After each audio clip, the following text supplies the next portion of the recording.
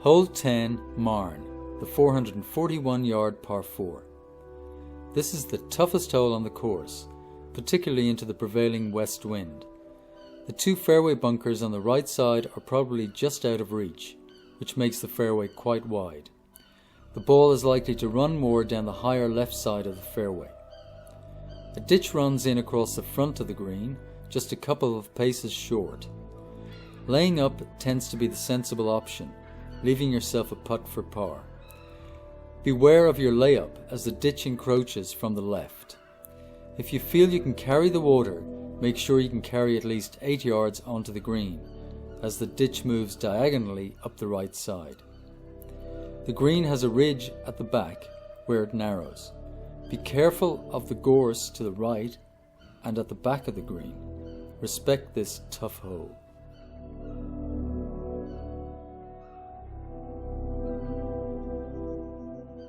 Hole 11, Colts, the 544-yard par 5.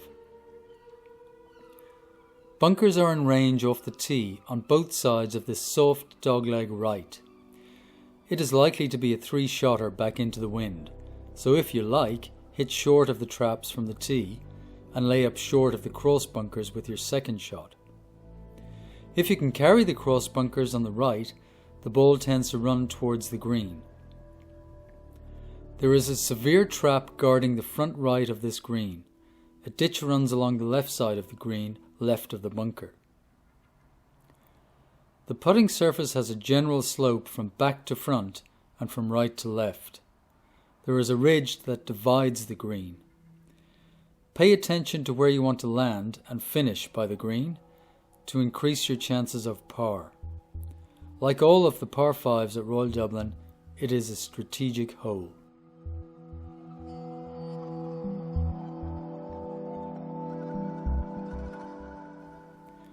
Hole 12, Campbell's, the 185-yard par 3.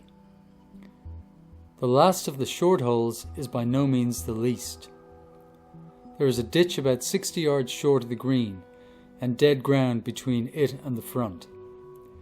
Therefore, be aware of your distance. The sloping putting surface has a narrow entrance. If you are struggling to see a shot here, front right of the green is a good target, increasing your chances of an up and down. The bunkers right are slightly easier to get up and down from, relative to the difficulty that the steep front left trap presents.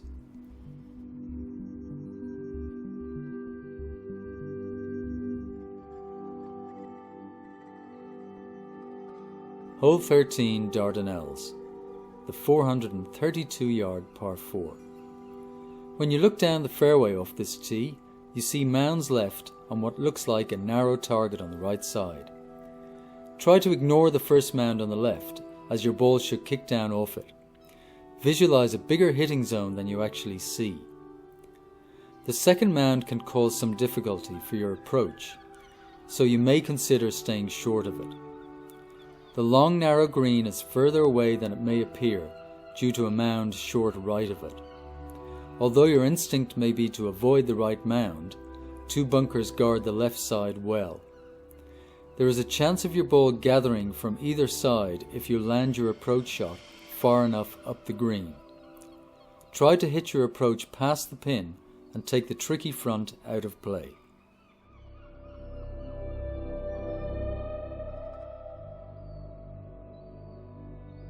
Hole 14, Morin's, the 545-yard par 5. The last of the long holes is again likely to take 3 shots to get to the green. It is the second of only 3 mildly blind tee shots on the course. The tall flagpole to the right of the clubhouse is the middle of the fairway. There are punishing bunkers not visible to the right off the tee and a gathering trap in the landing zone on the left. A ditch runs across the fairway about 50 yards short of the green. There is a deep and very well placed bunker at the 100-yard mark on the right. 2 traps frame the layup area to the left side about 80 yards from the front of the green. You need to decide what you want to achieve with your layup. Choose carefully.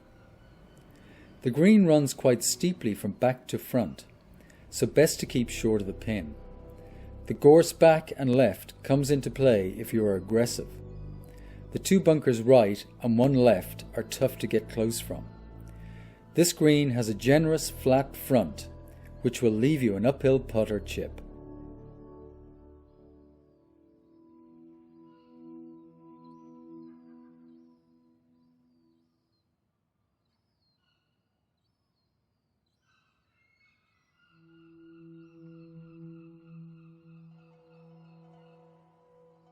Hole 16, Dolly, the 285-yard par 4. This short par 4 can be drivable. Manage your expectation here. You may feel like you should make a 3 when 4 is very acceptable. If you think you can reach the green or at least carry the cross bunkers, then it is worth having a go off the tee. If not, be sensible and lay up short of the first cross trap. As you can see, the green area is a minefield of bunkers. It also runs off steeply either side.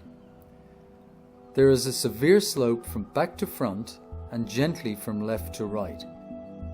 This clever short par 4 demands clear strategy and decision making.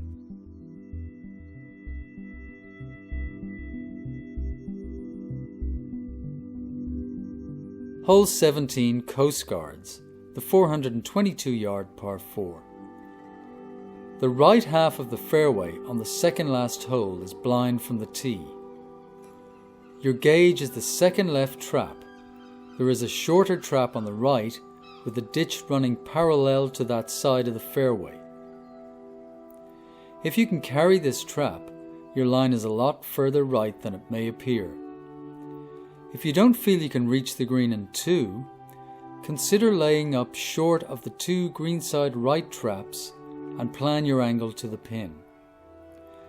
This subtly undulating putting surface runs away on both sides. There is a narrow entrance to it. Missing past the bunkers right is easier than getting up and down from the left side. The back of the green is very narrow. For the last time I'll say it, the middle of the green is your target.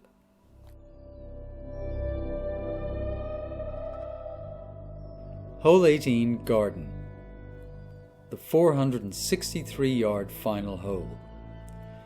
This unique final hole is one to brace yourself for. The area right, the garden, is actually out of bounds, so you need to get your second shot airborne to carry it.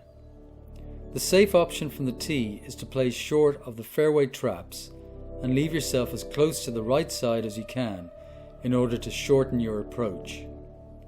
You may consider this as a 3-shot hole off the tee, hitting straight down the fairway in 2 and then across to the green. As the ditch runs alongside the green, you need to have plenty of club for your approach. It's all carry. The sensible way to play it is to aim well down the left side towards the greenside trap.